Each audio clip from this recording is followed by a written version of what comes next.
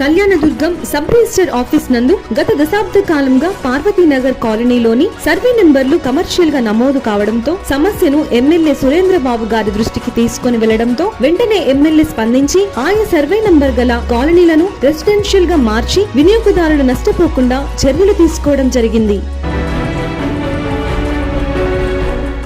2015 నుంచి ఈ రోజు వరకు మేము ఎదుర్కొంటున్న ప్రధాన సమస్య ఏంటంటే ఈ ప్రాంతం అంతా పొరపాటున రిజిస్టర్ ఆఫీస్లో రెసిడెన్షియల్గా ఉండాల్సిన ప్రాంతాన్ని కమర్షియల్గా చేయటం వలన ఇక్కడ ఉన్నటువంటి వాళ్ళు ఎవరు కూడా అమ్ముకోవడానికి కొనడానికి ఇబ్బంది పడేవాళ్ళము.